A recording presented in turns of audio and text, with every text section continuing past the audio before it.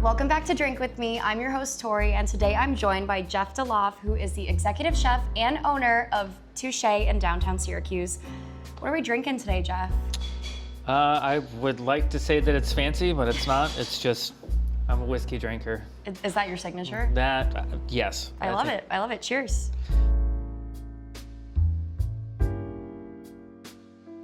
So part of why I started Drink With Me was to talk about how food can go beyond the plate. I know that when I go out to eat, it's such an emotional experience.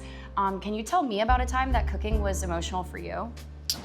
I think I've had lots of quote unquote emotional experiences or when it comes to food, but I think the easiest story or the one that comes to my mind quickest is I worked at a restaurant in Charlottesville, Virginia, and we kind of got in this pathway with the whole animal butchery and working with local farms and really making an effort to find the highest quality ingredients that we possibly could as closest as possible. And then once news kind of got out that we were doing that at this restaurant, we had this family come in that, unbeknownst to me, and I later found out that the matriarchy or the woman of the house actually had brain cancer. And she was like a late stage, very, very far, I guess like a stage 4. I don't know the nomenclature that well, but she wasn't doing the normal like tons of drugs, chemotherapy type thing. She was trying to take a more natural route, and I don't know anything, the first thing that has anything to do with that. But she came in specifically knowing that the food that she was going to eat was clean, it was locally produced, it was locally grown, it was organic, it was clean, and she came to me and she was like, I don't trust to go anywhere. But when I do come here, she's like, I feel like I can actually be comfortable and knowing that the food that I do eat is safe and healthy for me. And then as far as I do know, she went on and defeated the brain cancer and she's living a wonderful, happy life now. It's very far removed, but I do know that anytime that she would come in, which she did come in frequently with her family, I would make a big effort to make sure that she was seen and well known and sit down and have a conversation with her. And it was probably the strongest time that I can say that what I did beyond just cooking food actually meant to somebody beyond just going out to eat somewhere. No, that's so heartwarming too, because I think that food can give people such a sense of normalcy, especially when they're experiencing hard things in their personal life. So that's really amazing. Similar to that story is, you know, when you go in to eat at a restaurant, you can feel such strong feelings just based on the plate. Is there a particular feeling that you want guests to feel when they're eating your food? I think more so here now in the restaurant, particularly in my career, I've worked in many different types of kitchens. I've worked in open kitchens, partially open ones, or ones that you had zero contact with the kitchen staff. And particularly here, because our kitchen is so open, there are no curtains, there's no doors, there's, yes, a countertop that needs to separate us from everybody else. But I want people to know what they see is what they're getting. They see that we're putting effort into it. They see that, you know, this isn't like an easy job, and it is, despite what everyone might see in social media or any type of media about cooking food for people, it is, no matter what, it ends up being a stressful job. Yeah. There's a lot that goes into the food that we make people, and I just want them to visually see it. And it means that we're doing our best that we possibly could to produce something that's not only delicious, but something that we're proud of at the same exact time. Yeah. Okay, so you just mentioned how a lot of people don't see, you know, the stress, the burnout. Was there ever a time in your career where you were like, I don't think I can do this anymore? I don't think there's any time that I have just been like, I don't want to do this anymore. I think what ends up happening is you get caught up into this type of lifestyle. And I don't mean like the drugs and, you know, everything else that kind of associated with it. I just mean from an actual like day-to-day, like your hours are different. You get up later, you're up much later at night, and then that changes your perspective on Who do you talk to on a daily basis? Where do you get to see your family? How often do you get to see your friends? And then you're kind of just drawn to everyone else that's into this industry because there's literally nobody else to kind of go with it, because everyone has the same type of hours, and because the typical job is like 9 to 5 and it's Monday through Friday. We don't operate that way. I mean, my day starts on a Tuesday in the middle of the day, and that's because we're not open, but like on a Saturday at 12:30 at night, that's when my weekend actually starts. When everyone's just getting ready to get into Sunday and like get ready for their next work week, and like we're just winding down and getting ready to, you know, enjoy our quote unquote weekend. Because of that, it can be lonely. It can be, you look for a lot of vices to kind of to change your mindset, because it's a constant go. Whether you're in a slow restaurant, a fine dining restaurant, a fast food restaurant, it's always like the next thing needs to be done. The next thing needs to be done. The next thing needs to be done. So by the time that you're done with it, you're like, what do I do? How do I relax? Where do I go? Like, you can't go somewhere because most places are closed. You can't talk to someone because most of your friends are asleep or your family's asleep. And I think that wears on you a lot. I don't think there's a time that I could be like, I don't want to do this anymore. I think I'm pretty sure I've said like, I want to focus on something else for a little bit. But this has been ingrained in me since I was 16 years old when I got started as a dishwasher. It was always like, this is what I'm doing, and this is my life and my lifestyle, and it's very hard to break away from that.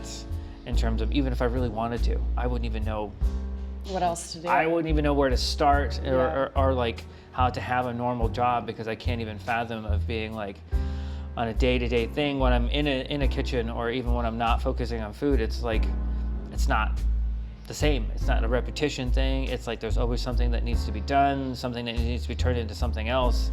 And for me to like sit at an office desk and look at a computer or stare at papers all day, like, I don't know what that's like. I have no idea. I can't imagine what life is outside of being in a kitchen at this point. Do you think it's true what they say about this industry, that it is kind of this like constant sense of dopamine release, and you know, you're going, especially in Friday night, Saturday night service? Is that kind of what this work week looks like for you? Yes, it's a constant running uphill. And then by the time you reach the top of the hill, you're like exhausted. And then you look towards the future, and then it's like, oh, I get to do this again tomorrow. And it's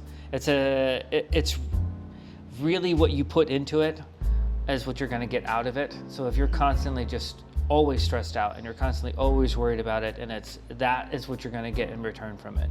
And trying to find that balance of being like, okay, I need a break, I need to stop and like just recuperate a little bit, then you need to allow yourself time to do that. And I hope that the staff who has worked with me since the beginning of this restaurant, or really in any restaurant that I've worked at, is like, that's important to me, that my employees are able to be like, I need a day for myself. I can't come in today, like there's too much going on. I just need a break. I need to figure out, how do I change this so I don't hate this? Because the last thing I want employees to do, or people that I want to work with, is have resentment about what they're doing, because that directly flows into their food, and that flows into what the guests eat. And then it's just a constant, you can't hide from it.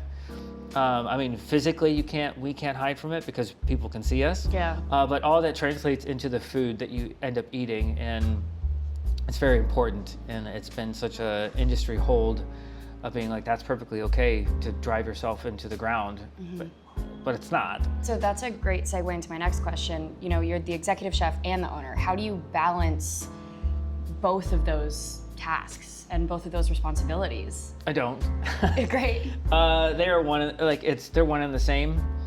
I try to like compartmentalize what I do on a day, during the day, to try to mitigate all of those types of things. And I guess this is my first time being an owner and a chef. Obviously, it's not the first time I've been a chef in a restaurant, but it's the first time that I've had to take all of these extra responsibilities with things that I don't really know what I'm doing. But thankfully, you know, we do have a good staff here who also understands that, and everyone understands what they need to do on a daily basis, that helps me with my workload, that I don't need to be so constantly hovering over things, and I can instill trust in the people that I have in the kitchen. From a balance perspective, I really don't. Yeah. It's hard. I try. I would like to paint a prettier picture than that, but I'm hopefully going in a much better direction with it and navigating that just like anybody else. But, you know, I think this hierarchy of like, oh, it's the chef and like, oh, it's an owner. And typically in restaurant settings, you don't really interact with them, or they're constantly doing other things. And you kind of forget that, oh, you know, I'm a person too. Yeah. Or they're people too. So like trying to navigate that and trying to find balance with it on top of knowing that you are responsible for 5, 10, 15 people, their livelihood at any given day is a lot, not only from a physical, but from a mental standpoint. And I'm doing the best that I can. Yeah. So Touche just had their 1-year anniversary. That's correct. What is something that you have learned over the course of the year, or how much have you changed as an executive chef in that 1 year's time? I think that we have went through every possible bad scenario that you could possibly go through in the first year of being open. But you made it. We made it, Yeah. and we can say that we made it through, and I guess it's better that we did it now than like, you know, 5 years down the line or 10 years down the line. But I think from a purely food perspective, given the team that we do have, like they inspire me every day. And the fact that we could just lean on each other and come up with new ideas has really allowed me to explore more of what's possible and not be so reliant on techniques and, you know, flavor profiles that I've had in my back pocket for, you know, since I've graduated from culinary school. Yeah. I think I've evolved more outside of being just a chef now because I really have to, and really got into more of an interpersonal communications and managerial role, and like what it means to be something in the limelight as opposed to I'm just someone in a kitchen. Now I'm like the face of this. Yeah. And now I need to like, I can't just forget that. I can't just be like, oh, I don't want to talk to anybody today. Like, I'm no longer in a position to be like, no. Yeah. I do have to have uncomfortable conversations sometimes with people. I do have to have really great conversations with people and understand that it's not just food anymore. Now it's business. Now it's everything. Now it's a business. Now it's like I've personally invested into it, and now I need to make sure that my investment and a lot of other people's investment is taken care of. So I know the word sustainability kind of gets thrown around a lot in this industry. Why did you want to adopt a sustainable model for your restaurant? Was it a moral reason, a business decision? This has a very fun story. As someone who goes to culinary school, and it could be completely different now, but at least when I went to culinary school 20 years ago, that's 20 years ago, it has a very different mindset. It was very institutionalized. It was very like, this is the pathway that you're gonna follow. These are like the vendors that you should try to work with. Like, it was very like corporate. You had your Cisco, you had all these other different realtors and corporations that you ended up buying from, and they presented you with sheets, and then you would just pick stuff off of the sheets and like then try to develop a menu and try to worry about the bottom end food costs, and it was all very like structured. And that's how I was taught. So I grew up in a small town, Oswego, New York. There were not a lot of restaurants there, and really there aren't still a lot of restaurants there. But one thing I started to notice is like if we all bought from the same person, then we all had the same food. Yeah. And like you were constantly like looking over the street to be like, oh, what like fish did they buy this week? And like we can't buy that one because we can't have the same thing. I tried to do something different with it. And I took a trip to Fredericksburg because that's where my mom is from, and I went to a farmer's market, and I was like, what is this? Like, why, like, obviously it's always existed, but I think I had blinders on for so long because it's not what you were taught at school. That's not what restaurants kind of like geared towards. And of course you always looked at like organic food and you were like, oh, that's always so much more expensive. And you tried to work with farmers, but it didn't like look like everything else that you bought from these distributors. So you kind of ignored them. without really thinking about it. So then I moved to Charlottesville, Virginia, and I had this whole entire different mindset. I was like, I want to work with local farmers. I want to figure out how to do this. And I started to teach myself how to use like larger primals. Instead of just getting a pork loin, I would do a pork loin with the belly attached to it that still had bones in it. And then I figured out how to do it and how to cut it. And then I wanted to kind of like expand into beef. And I remember specifically working with a farmer who was raising cattle, and I did my first order with him. It was small, it was like short ribs and like eye of round, because I had these different ideas of what I was gonna do. And like he came in with this little cooler, and we were just talking, and I asked him, you know, where did his model come from? Like what does he sell to a lot of restaurants? And he was like, well, you know, 90% of my sales are retail. And then 10% go to wholesale to restaurants. And I was like, well, that's fascinating, because that's a huge margin of like who you're selling to. And then he was like, straight up, I hate working with chefs. It's like, I hate working with restaurants. And here I am just being like, oh, okay, sorry. And he was like, you guys all want the same thing. You all want it to be the same size, and you don't want to buy anything else. And he's like, that's not how I run it. Like, you can't run a business. You can't raise animals on the idea that you're just going to sell ribeyes and strip loins, right, and tenderloin. He's like, that's not sustainable for me. And he was like, so I don't really pay that much attention to it, and I would rather sell retail items to customers who are very specific, and I can push things more geared towards them, and I get more money out of being able to sell individual steaks than trying to just sell you a ribeye. And I was like, okay. Note taken. Yeah. Next time, send me a half a cow, and I'll figure out what to do with it. Exactly. And then my entire mindset changed to like, rather than seeking out something specifically that I wanted to do, I will just take what's available to me, and then I'll figure out what to do with it from there. Yeah. So I got a half a cow, and I was like, I'm going to do this with the chuck. I'm going to do this with the neck. I'm going to do this with the ribs. I'm going to do this and this and this. And then I was like, well, why stop there? Like, let's just do it with everything.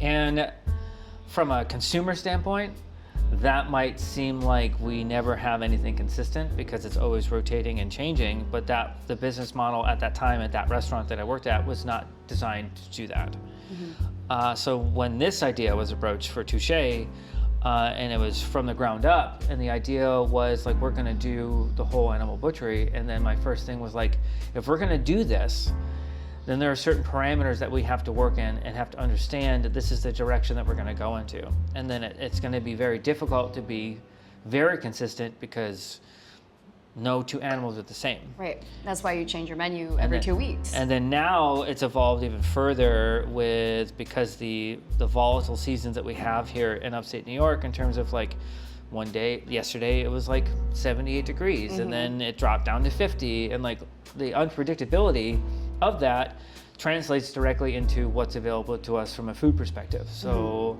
this past June, end of May, I think we changed the entire parameter of the spectrum of what we do here. So now we just write menus based on the produce that we can get our hands on. Well knowing that, you know, if we get 10 pounds of this and then the following week it's no longer available, then let's just change it. Yeah. Like there's no reason why we can't. And now it's a selling point for people to come in here, because if you came in here a month ago and you want to come in the next month, you're going to get something completely different. It's completely different. Yeah. And you might say, well, from a consistency standpoint, well, yes, it's something different. But what is consistent is the sheer fact that our team in the kitchen is reliable enough and experienced enough that whatever we do put out is going to be consistently good. Yeah. And I feel like if more places did that, and because it's not even like something that I personally think I need to own, or like no one else can do that. If we opened 4 more restaurants, or Syracuse had like 8 other restaurants that did the same exact thing, that's fantastic.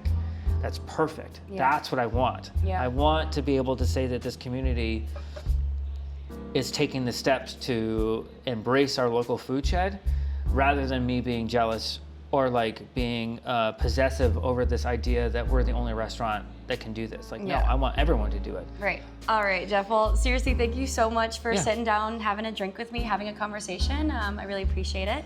And that wraps up episode 4 of Drink With Me. And I'll see you guys next time.